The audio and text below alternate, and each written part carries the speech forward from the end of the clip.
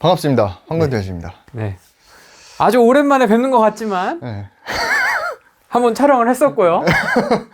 네. 한번 그냥 시원하게 통편집 당해가지고 네. 제가 또 이번에 좀 준비를 또 나름 해왔습니다. 그래서 요즘 시장도 약간 아사리판이에요. 레고랜드가 이제 그 가스가 가득 찬 거에 이제 약간 스파크를 낸 거라고 저는 생각을 해요. 그거 아니었어도 터졌다. 그 여러분들 건물 짓는 게 가장 장점 중에 하나가 또 대출이었거든요. 네. 그래서 아파트 대출도 막히고 신축은 그나마 대출에 대해서 규제가 거의 없었으니까 네. 그렇게 해서 이제 그런 메리트가 있었는데 최근에 대출이 워낙 규제가 좀 강해지고 이제 시장에서 금리 오르면서 미국이랑 중앙에서 그냥 돈을 다 끌어다 쓰고 있거든요. 이제 거기에다가 이제 뭐 거의 뭐 국채에 대한 신뢰도까지 떨어지니까 지금 시장에 아예 돈이 없어서 여러분들 아시다시피 뭐 PF는 물론이고 이게 제가 일반인들이 하고 있는 소규모 시장도 타격이 좀 없지 않아 있는 것 같아요. 그래서 그 부분에 대해서 오늘 좀 얘기를 해보려고 합니다. 그래서 첫 번째, 일단은 대출 얘기를 하기 전에 그 신축에 대해서 여러분들이 개념적으로 조금 이해를 했으면 좋겠으면 하는 바람이 있거든요. 네. 그래서 우리가 이제 뭐 경매나 뭐 상속, 증여,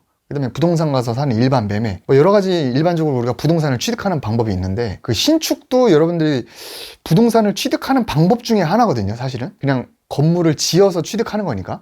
근데 그거를 조금 그 여러 가지 방법 중에 하나로 보는 게 아니고 그거는 또 다른 하나의 카테고리, 굉장히 전문성 있고 뭔가 디벨로퍼라고 하면은 뭔가 나는 좀 못할 것 같고 약간 그런 영역으로 보기 때문에 제가 그거를 조금 더 분석을 해가지고 단순화해서 한번 좀 설명을 드려보려고 합니다. 일단 신축의 원리는 간단해요. 일단은 그 건물을 짓는 원가가 있어. 원가를 들여서 짓는 거죠. 짓고 우리가 이제 개발 행위를 합니다. 개발을 하고 이걸 어떻게 하죠? 엑시트를 하지. 스펠링이 맞나? 엑시트를 하는데 우리가 이제 일반 부동산 매입을 하거나 경매를 하거나 하는 거는 이 엑시트에 있는 파트일 뿐이고 일단은 우리가 개발한다라는 거는 결국에 이제 우리가 원가가 얼마냐? 이게 취득가예요. 그래서 우리가 건물 짓는 행위가 뭐 설계도 하고 시공도 하고 되게 복잡해 보이지만 그냥 우리가 경매 가가지고 입찰가를 얼마나 쓰느냐 그 입찰가가 그냥 원가라고 이렇게 보시면 되거든요. 제일 중요한 게 우리가 토지비죠. 토지. 땅값이죠. 땅값. 그 다음에 우리가 흔히 얘기하는 건축비, 공사비. 네. 그 다음에 세 번째가 이제 부대비용인데 부대비용이라고 하면 여러 가지가 있어요. 이거 뭐 일단 설계비도 들고 그 다음에 뭐 감리비, 그 다음에 부동산 중개 수수료, 그 다음에 뭐 취득세. 근데 이런 거는 부동산 꼭 신축이 아니더라도 다 들어가긴 하는데 여기에 이제 대표적인 게 금리가 있죠. 이자. 이게 이제 다시 얘기하면 금리에 영향을 받겠지. 이자. 요 세 가지가 있어서 이제 요거를 가지고 우리가 그냥 건물을 취득한다 그렇게 생각하시면 돼요. 그래서 이거를 가지고 뭐 설계하고 시공하고 하는 행위 자체는 조금만 공부하면 다 할 수 있는 거고 그 부분은 또 그 파트별로 전문가가 있기 때문에 돈만 주면 다 하는 거니까 그렇게 하는 거고 사실은 이 세 가지 비용을 들여서 건물을 산다. 그래서 그 행위 자체는 이제 개발을 한다. 요것만 이제 들어가는 거지 이게 어떻게 보면 취득가액이라고 보시면 되고 이거를 엑시트하는 방법이 있죠. 엑시트하는 방법이 건물을 지어가지고 첫 번째가 뭐냐면 가장 많이 하는 게 뭐예요? 분양이지, 분양. 이거는 이제 분양 또는 매각이라고 하겠지. 그 다음에 우리가 이제 임대를 할 수가 있죠, 임대. 그래서 이제 분양이나 매각하는 거는 어떻게 보면 이제 사업이라고 볼 수가 있는 거고, 임대라는 거는 보유죠. 보유. 또는 투자라고 할 수 있는 거죠. 그러면 결국 이게 다거든요.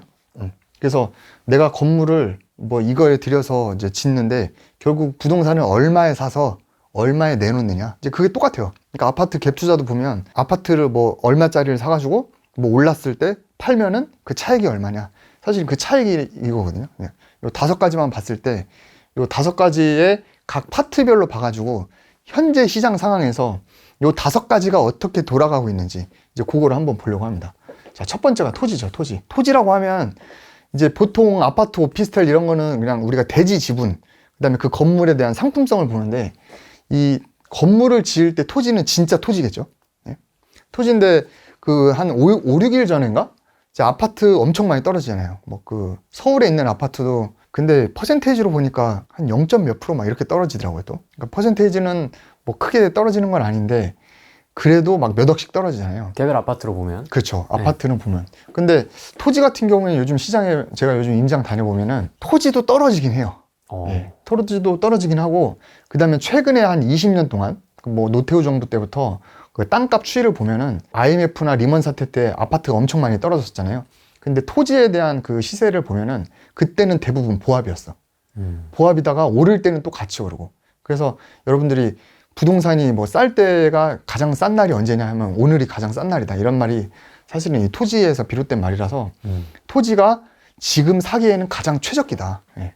왜냐면 뭐 예전 제가 불과 한 6개월, 7개월 전만 해도 땅 이제 사러 가잖아요. 가면은 막 계약할 때 막 1, 2천씩 올리고 막 그런 경우도 있었어요. 근데 요즘에는 거의 네이버 부동산이나 이런 거 보면 매물이 한 6개월 이상 쌓여있는 매물도 있어요. 그러니까 그 말은 이제 그만큼 소화가 안 되는 거 보니까 그 이제 매도자들도 이제 빨리 팔아야 되는데 그만큼 안 팔리니까 그만큼 좀 조정을 해가지고 다시 내놓고 막 그런 경우가 있거든요. 근데 아파트만큼 몇 억씩 떨어지진 않는다. 그래서 토지도 조금은 떨어진다. 보합도는 조금 떨어진다. 그래서 제가 봤을 때 지금 최적기, 그러니까 지금 이 시기에 만약에 땅을 산다라는 거 봤을 때 컨디션은 이거는 이제 좋다라고 볼 수 있어요. 굿. 그 다음에 이제 공사비. 공사비도 땅이랑 마찬가지인데 그 작년 초부터 해가지고 철근값, 그 다음에 시멘트값 엄청 많이 올랐거든요. 네. 올랐는데 이제 우크라이나 뭐 그런 외부적인 요인이 컸고 그게 조금 안정화됐고 그 다음에 두 번째 요인은 이게 공사비가 오르니까 사람들이 PF 때문에 굉장히 크게 느껴지는데 공사비가 늘어나서 공사가 조금 멈칫한 것도 있어요. 그러니까 둔촌주공도 사실은 PF 터지기 전부터 사실 공사비 때문에 이게 멈췄던 거니까 이제 그런 큰 현장도 많이 멈췄고 소규모 현장 같은 데도 빌라 업자분들이 막 1년에 4, 5개 하던 분들도 이 공사비 때문에 그냥 4, 5개 하던 거 한두 개만 하고 막 그래서 그만큼 그 자재에 대한 수요가 줄어드니까 공급이 좀 빡센 만큼 수요도 줄어드니까 이게 조금은 안정화되고 있는 느낌이 들거든요. 그래서 저도 작년에 건물 지을 때보다 지금 철근값이 조금 내려가긴 했어요. 내려가긴 해서 요것도 조금 뭐 보합이거나 이거는 좀 괜찮을 것 같아. 이거는 뭐 낫배드지. 배드가 I야? A야? B야? 토익 공부 안 한 지 오래돼가지고. 그래서 공사비도 보면은 그 작년에 외부 요인 때문에 너무 많이 올랐는데 그래서 조금 안정화된 것처럼 보이지만 사실은 길게 보면 땅값이랑 마찬가지라 그래서 그 건설업자 분들도 그래요. 공사비 가장 싼 날이 언제냐라고 하면은 오늘이 제일 싸다. 그래서 이것도 지금 외부 요인이 조금 사그라들고 그 다음에 요즘 PF 때문에 또 더 건물 안 짓잖아요. 그러니까 그만큼 수요가 줄어들어서 그나마 좀 내년 상반기까지는 좀 안정화될 것 같아요. 더 이상 뭐 오르진 않을 것 같아서 뭐 하게 되면 공사비 측면에서 보면은 지금도 하는 게 나쁘지 않다. 근데 이것도 평당 800 하던 게 다시 예전 수준으로 막 평당 500까지 내려가냐 이건 아니에요. 그 사이에서 보합이거나 조금 더 싸게 지을 수는 있는데 길게 보면 나중에 시장 좀만 좋아지면 금방 공사비도 평당 1000만 원 시대가 올 거다. 저는 그렇게 보고 있습니다. 뭐 길게도 아니야. 한 2, 3년만 지나도 한 평당 1000만 원은 그냥 갈 것 같다. 부대 비용은 여러 가지가 있는데 일단 우리가 이자를 많이 생각을 하죠. 이자 생각하는데 이자는 확실히 나빠졌어. 이거는 어떻게 표현해야 많이 안 좋아졌죠. 네, 거의 뭐 이거는 완전 쉐이야 쉐. 이거 그냥 꽝. 쉐에서는 좀 그런가? 나쁘다보다 더 안 좋은 게 뭐가 있어? 아무튼 이거는 완전 아니다. 아니다. 그래서 여러분들 그 보통 뒤에서 때 얘기하겠지만 작은 거 건물 지을 때 보통 대출을 10억 초중반 이렇게 받거든요. 그러면은 보통 건물 짓는 게 6개월에서 1년 보면은 이자를 제가 보니까 한 소규모 같은 경우에는 한 5천만 원 정도 냈던 것 같아. 1년에? 응, 1년에. 근데 그게 요즘에는 거의 한 1억까지도 봐야 되고 그 다음에 이제 빌라 같은 거 짓는 것도 한 달에 지금 내는 이자가 제가 지금 한 달에 한 1000만 원이 넘거든요. 거의 2천만 원 가까이 되는데 이자만요? 이자만 한 달에. 그 다 지금 돌리고 있는 거 다 합쳐서? 지금 빌라 현장 하나만 대출 다 받지도 않았는데 거의 한 1000만 원 중반? 그건 이제 공사 올라가면 대출을 계속 받잖아요. 그럼 그것도 예전 같았으면 한 1000만 원 정도면 끝낼 수 있었는데 지금은 거의 한 2천만 원 해서 거의 한 2배 오른 것 같아요. 2배. 그래서 요즘에 공사비 대출이나 이 땅 살 때도 대출 받는 거 금리가 거의 한 7%부터 시작을 하거든요. 제가 받을 때만 해도 거의 한 3, 4%였어. 그러니까 거의 한 2배 정도 오른 거라고 이제 보시면 됩니다. 그래서 제가 이거는 다른 채널이나 아니면 예전에도 얘기했는지 모르겠는데 이게 만약에 이제 여기서 또 얘기하겠지만 우리가 이제 분양이나 매각을 한다라고 하면은 이거 원가를 사서 개발하는 요 기간 내에만 이제 빌려 쓰는 거잖아요. 빌려 쓰는 거니까 이 사업을 할 때 총 보통 뭐 못해도 막 20억, 크게는 막 몇십억 들어가잖아요. 거기에서 이제 이자가 차지하는 비율이 얼마인지를 생각해봐라 라고 했을 때 생각보다는 또 비중이 적어요. 뭐 한 달에 2,000원이니까 굉장히 커 커 보이지만 한 2억 4천이잖아요. 근데 이거 뭐 땅 사가지고 건물 짓는데 사실은 한 60억, 70억 들어가니까 거기에 비하면 사실 금리가 비중은 좀 작다. 그래서 예전 같았으면은 이자로 낼 금융 비용이 1억이었는데 지금은 2억이다. 이제 그렇게 생각해서 그러면 1억이나 더 들어가는 거 아니야?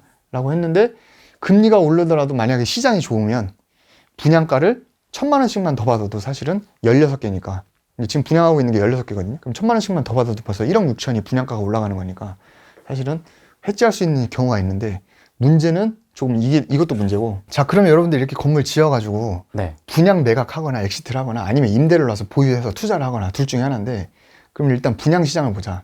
그럼 우리가 아파트를 짓진 않잖아요. 네. 지을 수는 없잖아. 네. 그러니까 뭐 끼케야 뭐 이제 뭐 다가구 지어서 팔거나 빌라 지어서 파는 건데 이 분양이나 매각 시장이 어떠냐? 이것도 완전 쉐시예요, 이것도. 개쉐. 아파트도 쉐시니까. 이거는 개쉐시야. 아파트는 완전 말할 것도 없고, 근데 이제 아파트는 굉장히 지금 하락폭이 꽤 심한 걸로 알고 있는데, 이제 빌라 같은 경우는 뭐 그렇게까지 심하진 않거든요. 근데 다만 잘 안 팔릴 뿐이지, 빌라 같은 경우는 보통 지금 투룸이 그냥 서울에서는 보통 한 4억에서 한 5억 정도 하는 것 같은데, 그게 지금 뭐 분양한다고 하면 4억, 5억에 내놓으면은 거의 분양이 거의 안 되고, 조금 약간 낮춰가지고 했는데, 우리가 아파트처럼 막 1, 2억 낮추는 건 아니고, 뭐 3억 후반이나 4억 초반, 이렇게 해서 좀 낮춰야겠죠. 그 다음에 이제 매각 같은 경우도 지금 받아줄 때 대출이 아예 안 되다 보니까, 이거를 팔 때 매수하는 사람 입장에서 아예 대출이 안 나오니까 좀 안 되는 것도 있고. 그래서 우리가 개발해가지고 매각하는 건 좀 애매한데, 일단 이 토지에서 이 노후주택 있잖아요. 요거에 대해서 사는 거는 이제 굿이다. 아니, 그럼 앞뒤가 안 맞지 않냐. 지어서 파는 건 개슈엣인데, 우리가 살 때는 왜 굿이냐 했을 때, 이게 굿인 이유는 사실 제가 두 가지로 보고 있어요. 일단은 아파트는 공급과 수요에 대해서 굉장히 예민한 상품인데, 이 땅이라는 거는 공급 자체가 별로 없어. 애초에. 그 수요가 지금 많이 줄어들었지만, 애초에 공급 자체도 별로 없었기 때문에, 그래도 그냥 전반적인 시장 자체가 수요가 좀 많은 시장이긴 하거든요. 두 번째는 이 땅이라는 게 대부분 우리가 안전자산으로 알고 있잖아요. 지금 주식도 개박살 나는데 채권 시장 장난 아니죠. 그 다음에 아파트도 장난 아니지. 근데 사람들이 현찰이 최고라고 하는데 그래도 뭔가 투자를 하려는 분들은 어딘가에 투자하려고 했을 때 가장 위험할 때 안전자산이 금 아니면 땅인 것 같아. 근데 그 땅이라는 게 어찌 보면 부동산이라는 큰 틀에 있지만 거기서도 진짜 땅이기 때문에 이 토지 자체에 대해서 뭔가 좀 안전자산으로 인식을 하거든요. 그래서 이게 수요가 좀 약간 맞물리는 것 같고, 요것 때문에 아까 기사에도 보면은 아파트는 거래가 거의 절벽인데 지금 단독주택이나 이제 다가구 같은 거 있잖아요. 개발을 할 이런 것들은 지금 거래가 꽤 많이 되고 있거든요. 특히 안전자산으로 몰린다는 것 자체가 좀 더 신중하게 접근하는 거다 보니까 예전에는 서울 전국적으로 봤을 때 그래도 한 반 정도가 서울이었다. 근데 지금은 거의 다 서울이야, 거래되는 게. 그래서 그 거의 땅으로 좀 몰리고 있고, 그 중에서도 약간 인서울 쪽에 단독 다가구가 그나마 좀 거래가 좀 되고 있는 걸로 제가 보고 있습니다. 자, 그러면 이제 분양 매각 실시인데, 그 다음에 임대는 어떡하냐? 임대는 두 가지가 있겠죠. 전세가 있고 월세가 있겠지. 네. 요즘 전세 어떻죠? 아파트 전세가도 많이 내려갔죠. 네. 뭐 지금 돈 돌려주기 바쁩니다. 네, 지금 역전세 나가지고 집주인이 뭐 월세를 준다며. 역월세. 예, 역월세. 이거는 이제 아파트가 아니고 원룸이나 빌라나 뭐 다가구 같은 거 전세. 이것도 사실은 좋진 않아요. 이건 not good. Not good.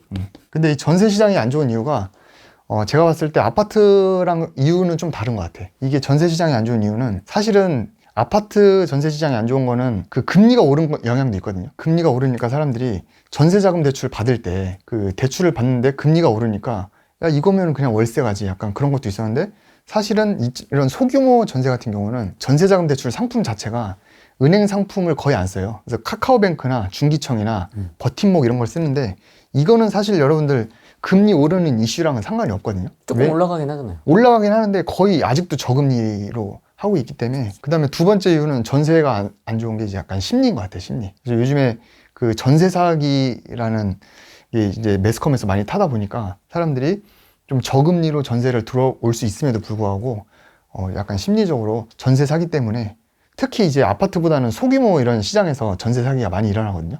이제 그런 것 때문에 좀 주춤해서 전세 같은 게 not good인 이유는 일단은 심리적이고, 전세 사기. 깡통 전세. 금리지 뭐, 금리. 금리. 이 두 가지를 볼 수가 있다. 그래서 전세는 not good인데, 그럼 월세로 가면 월세는 지금 좋은 것 같아요. 굿입니까? 예, 굿이에요. 사람들이 일단은 이 수요 자체가 어디로 가진 않거든요. 직장을 다녀야 되니까 어딘가에 살아야 되는데 전세로 가자니 뭐 금리도 오른다라고 하고, 그 다음에 심리적으로 전세 사기가 많다고 하니까 사람들이 월세로 많이 가. 근데 월세로 많이 간다는 거는 월세를 찾는 사람이 많은 거고, 월세방이라는 게 또 이게 또 정해져 있잖아요. 그러니까 월세 시세가 오르고 있어요. 그래서 원룸 같은 경우에도 거의 5평짜리가 1050이었는데 요즘에는 반지하가 1050이야. 그리고 막 지상 같은 경우에는 1060, 70도 가고, 그 다음에 이제 뭐 좀 방이 좀 넓다 이래버리면은 거의 한 80, 90까지도 가거든요. 강남이나 이런 데는 월세 거의 한 100만 원 정도 넘어가고 하니까 이제 월세가 굉장히 지금 세팅하는 게 좋다. 그러면 이걸 정리했을 때 우리가 이제 부동산을 취득할 때 공사비는 사실 납배드라고는 했는데, 사실은 이거는 지금 시점에서만 납배드인 게 아니고 항상 납배드야. 그러니까 언제 하더라도 사실은 뭐 공사비 자체는 오늘이 제일 싸다라고 봤을 때 이거는 그냥 중립이라고 볼 수 있고, 예. 근데 부대 비용이 이게 좀 안 좋죠. 금리가 좀 안 좋다. 빨간색. 토지는 오히려 지금 좋죠. 토지는 오히려 좋아. 그래서 사실은 토지를 사거나 공사비는 뭐 공사비는 언제든 상관없고, 땅을 사기에는 지금 약간 최적인 것 같고, 근데 금리가 약간 문제가 되는데 조금 뭔가 이 사업 비용 전체적으로 봤을 때 큰 타격을 입을 정도는 아닌 것 같다. 그럼 우리가 이제 건물을 지어가지고 나중에 엑시트를 할 때 어떻게 해야 되냐? 지금은 분양으로 하면 안 될 것 같아요. 분양. 이건 좀 아닌 것 같다. 지금 분양하면 어떻게 돼요? 지금 분양하면은 이제 그 마포대교 가야 돼요. 그 여러분들 그 레고랜드가 개발 시장이 크게 보면은 아파트 오피스텔 짓는 우리가 이제 뉴스에 많이 나오는 큰 시장이 있고, 그다음에 좀 작은 시장이 있는데, 지금은 큰 시장이 굉장히 타격을 많이 받은 이유가 은행에서 그 PF를 해줄 때 이 유동성 확보 때문에 지금 대출을 안 해주는 거거든요. 그러니까 지금 강원도에서도 뭔가 이제 채권에 대한 신뢰도가 떨어지니까 은행채가 안 팔리는 거야. 은행채가 안 팔리니까 돈이 뭔가 회수가 안 되고 유동성이 없으니까 지금 또 연말이기도 하고, 그래가지고 아예 대출을 다 안 해주는 거거든요. 그 대출을 안 해주니까 사실은 이 PF, 큰 사업을 할수록 그 레버리지에 대한 길이가 더 길어요. 그래서 총 사업비가 만약에 200억, 300억이 들어간다고 했을 때 내 돈은 5%에서 10%밖에 안 들어가는 거야. 그러니까 다 레버리지로 할 수 있는데 그걸 막아버리니까 이게 확 레버리지가 클수록 안 됐을 때 크게 무너지는 거고, 이 소규모로 가면은 이것도 레버리지긴 하지. 우리 일반인이 볼 때는 70%, 80% 레버리지 하니까 그것도 크지만, 사실은 이 규모, 절대적인 규모 자체가 작고, 그 레버리지 비율도 PF 일으키는 것보다는 사실은 비율이 그나마 좀 적기 때문에 그나마 좀 살 수 있는 거고, 그 다음에 요즘에 이따가 얘기할 건데 PF는 막아놨는데 대출은 아예 숨도 못 쉬게 하진 않았어요. 좀 찾아보면 숨을 쉴 수 있게 하거든요. 그나마 여기서 봤을 때 뭐 금리가 오르긴 했지만 할 수는 있는데, 사실은 지금 이제 받아주는 쪽에서 안 받아주니까 좀 이게 어렵다, 이렇게 볼 수 있는 거고. 그래서 임대로 봤을 때는 전세는 좀 별로. 지금 우리가 전세 세팅하면 월세가 없잖아요. 월세가 없는데 우리가 대출은 받는데 금리가 올라가니까 현금 흐름이 없이 전세로 만약에 보유를 한다, 이거는 조금 애매할 수 있어요. 그래서 요즘 같은 경우는 저도 지금 내일 세입자 하나 갈아 끼는데 전세인데 반전세로 바꾸거든요. 그래서 월세 조금이라도 만들려고. 그래서 지금은 사실은 월세를 해야 된다. 월세로. 임대 중에서도 보유를 투자하는데 약간 월세로 간다. 그래서 임대에서 보유 투자할 때 여러분들이 그 두 가지를 생각해야 되는데, 첫 번째가 수익률이죠. 첫 번째가 수익률인데 이 수익률의 함정에 또 빠지면 안 돼. 두 번째가 시세 차익이거든. 그래서 지금 금리가 올라가지고 수익률이 나빠질 수는 있는데, 사실은 이 땅값이라는 게 결국에 지금 조금 보합인 상태이긴 하지만 이게 좀 나중에 좀 풀리면 또 오르거든요. 그럼 나중에 시세 차익까지 본다고 가정했을 때 보유하는 게 또 메리트가 있기 때문에 당장의 수익률만 보고 뭐 안 하는 것보다는 시세 차익까지 같이 보는 게 좋을 것 같다. 근데 이제 당장 이게 우리가 버틸 수 있는 힘이 있어야 되니까 이제 월세를 받아서 세팅하는 게 더 낫다고 봅니다. 왜 수익률의 함정이에요? 수익률만 보고 안 하는 경우가 있거든. 우리가 이자로 한 달에 100만 원을 내는데 월세가 110만 원이 들어와. 그러면 남는 게 10만 원밖에 없어. 근데 내가 이거 건물 짓는데 한 10억이 들어갔어. 근데 내 돈 10억 넣으면은 은행에 넣으면은 지금 이자가 더 많이 나오는데 이거를 하면 10만 원밖에 안 나와. 그럼 수익률 때문에 굉장히 이걸 안 한다고 할 수도 있잖아요. 그런데 나중에 이 10억 들여서 샀던 건물이, 이 건물이라는 건 나중에 또 게임이라는 건 팔 때 게임이 끝나는 거거든요. 이걸 나중에 한 5년 뒤에 내가 이걸 15억이나 팔았다. 그럼 또 1년에 1억이잖아요. 그러니까 1년에 1억도 어찌 보면 소득이라고 볼 수 있으니까 당장에 다달이 떨어지는 것보다는 나중에 시세 차익까지 다 같이 했을 때 총 소득을 그 5년으로 나눠보면은 한 달 소득이 얼마인지 나오잖아요. 그렇게 생각을 해보는 게 좋죠. 제가 대충 개념 정리했는데 그래서 지금 어떻게 해야 되냐 총평 가겠습니다. 지금 가면 자 일단 이런 상황에서 우리는 최대한 이거의 이점을 살려야겠죠. 그죠? 이점을 살려야 되니까 땅을 싸게 매입해. 임대 후 보유한다. 이때 우리가 가급적이면 대출은 최소한으로 받는 게 좋습니다. 그래서 땅을 싸게 매입해서 대출은 최소한으로 받고 그 다음에 월세 임대 후 보유하는 게 사실 지금 우리가 신축 시장에서 할 수 있는 가장 베스트인 테크가 아닐까 저는 이렇게 생각을 하고. 그러면 땅을 싸게 산다는 거는 뭐 금매가 될 수도 있고 그렇죠. 뭐 경매가 될 수도 있고요. 그렇죠. 그런 방법들이 있을 것 같은데 대출 최소는 내 돈이 많아야 되는. 그렇죠. 내 돈이 좀 많아야죠. 그래서 이따가 얘기할 건데 지금 대출 금리도 많이 올랐지만 한도도 많이 줄었어요. 한도도 많이 줄어가지고 지금 현찰 갖고 있는 분들이 오히려 돈을 더 벌기가 쉬운 시장이 됐습니다. 대출을 최소화하라는 게 금리 때문에 그런 것도 있지만 사실은 본의 아니게 대출을 많이 못 받아서 대출은 최소한으로 하고 그래서 이제 월세 임대를 하면서 좀 보유를 하는 게 좋을 것 같다. 대표님 그 빌라 세 필지에 합쳐갖고 하는 거 네. 그 지금 거의 뭐 몇백만 원 중반 네. 이자가 나가고 계시잖아요. 그거 네. 언제까지인데요? 분양될 때까지. 아 임대로 아니고 분양으로요? 근데 그거는 공동주택이잖아요. 그래서 제가 뒤에 좀 설명할 건데 이거를 분양이 그때도 만약에 안 된다. 아니 개쉐시라면서요. 개슈엣이지. 근데 이미 나는 이거 개슈엣인 거 알기 전에 시작을 했잖아. 그래서 지금 시작하려는 사람들은 분양으로 가면 안 되고 지금 시작하려는 사람들은 일단 월세 세팅으로 가야지. 그때죠. 뭐. 심란해. 한 달에. 아 그러니까 이렇게 될 줄 몰랐잖아요. 몰랐지. 그때 계약 여름에 계약할 때까지만 네. 해도 잘 될 줄 알았죠. 그래서 요즘에 이거보다 이게 시장이 더 좀 각광받고 있어가지고 돈 있는 분들은 빌라 짓는 게 아니고 좀 근생을 많이 사더라고요. 근생. 대출도 많이 받고 하니까 부수적인 플러스 알파가 하나 있어 또. 이거는 약간 이제 부동산적인 관점은 아닌데 이제 건축법이 있어. 건축법. 여러분들 금리가 굉장히 민감하잖아요. 막 민감하고 저도 막 한 달 이자만 막 1,000만 원, 2,000만 원 낸다고 하니까 굉장히 크게 느껴지는데 이 건축법 강화돼가지고 이 원가 오르는 게 훨씬 커요. 사실은 이 금리는 사실은 뭐 4%대가 아까 제가 뭐 지금 막 7%부터 시작한다 그러잖아.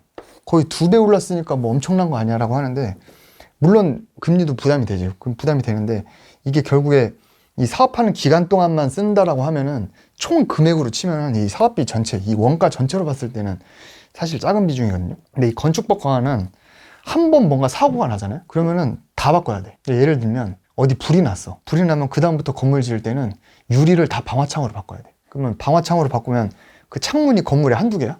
한 막 여러 개 있잖아요. 그거를 다 방화창, 그러니까 불이 붙어도 터지지 않는 그런 유리로 바꾸려고 하면은 그 유리값만 벌써 일반 창보다 방화창이 한 두세 배 비싸거든요. 막 그런 거라든가. 그 다음에 이제 뭐 아이파크 그 건물 짓다 무너지고 막 그랬잖아요. 그렇게 하면서 뭐 더 강화되고 그러면서 이제 공사 기간도 늘어나고 행정적인 절차도 많이 뭐 길어지고 하니까 이 건축법이라는 게 강화되면 강화될수록 사실은 지금 건물이 여기 건물에 있는지 모르겠는데 불 나면 여기 스프링클러에서 물 터지잖아요. 네, 있습니다. 네. 이게 건물이 6층 이상부터는 이거 설치하게 돼 있거든요. 그래서 사람들이 일부러 5층까지만 짓는 거야. 6층부터는 이걸 해야 되니까. 이 스프링클러 하는 것도 이 시설비도 많이 들어가고 이 스프링클러가 이 수도꼭지랑 연결되어 있는 게 아니고 여기에서 터질 물을 미리 보관해놔요. 상수도관으로 이걸 다 커버가 안 되니까. 그럼 그 물탱크 보관할 공간도 있어야 돼. 그러니까 이거 나중에 한 내년 하반기쯤 되면은 층수 상관없이 다 스프링클러 설치하게 바뀔 거예요, 아마. 그러면은 그거 바뀐 다음에 하게 되면은 이것 때문에 공사비가 또 한 1억 올라가잖아. 그러니까 사실은 뭐 금리에 비하면은 이게 좀 더 크다고 볼 수 있죠. 그 다음 영상에서 제가 대출 얘기를 할 건데 네. 대출의 핵심은 수익성이에요, 수익성. 이 원가가 얼마예요? 땅값, 공사비, 부대비용 알겠어. 원가 얼마 들어갔지? 30억 들어갔어? 지금 뭐 안 좋다고는 하는데 어쨌든 뭐 100년 뒤엔 분양될 거 아니야. 어쨌든 안 좋다고는 하지만 분양되고 임대 놓고 어쩌고 하면은 여기서 수익이 생기죠, 그죠? 수익이 생기는 게 예를 들어서 뭐 35억이 생겼어. 그러면 여러분들 30억짜리 아파트 사가지고 35억에 판 거랑 똑같다 그랬잖아요. 그죠? 이 방법만 다른 거지. 이 세팅하는 구성되어 있는 게 다른 거고. 그러면은 여러분들 30억을 투자해가지고 플러스 5억을 본 거잖아요. 네. 그럼 수익률이 몇 프로야? 수익률이 얼마 안 되죠. 30억 투자해가지고 5억 벌면. 근데 아파트라는 거는 전세 레버리지가 있으니까 갭 투자를 하니까 그걸 활용해서 좀 수익률을 높이는 거고 마찬가지로 꼬마 빌딩이나 신축 같은 경우 이 수익률을 30억 투자해서 5억 버는 게 아니고 여기에 만약에 우리가 25억을 대출을 받았다. 그럼 내 돈이 5억만 들어가잖아요. 네. 그럼 5억만 들어가서 5억을 번 거니까 수익률이 100%라고, 그죠? 그래서 이 수익성, 이 수익률을 높이는 가장 큰 이게 대출이에요, 대출. 그래서 오늘은 이 대출에 대해서 한번 뜯어보도록 하겠습니다. 그래서 여러분들이 일단 대출을 생각 안 하면 그냥 크게 보면은 아파트를 사고 팔고, 그래서 건물을 짓는데 원가가 뭐 들어가고 엑시트를 어떻게 해야 되느냐. 그래서 지금 신축 시장에서는 이렇게 해야 된다. 이렇게 뜯어서 봤는데 이거를 결정할 때 내 돈이 얼마 들어가고 수익률이라는 거는 내 돈 들어간 거 대비해서 수익성이라니까 그걸 결정하는데 가장 큰 게 첫 번째가 대출이고 두 번째가 세금이거든요. 근데 요즘에 대출이 가장 큰 이슈니까 대출에 대해서 한번 얘기해 보도록 하겠습니다.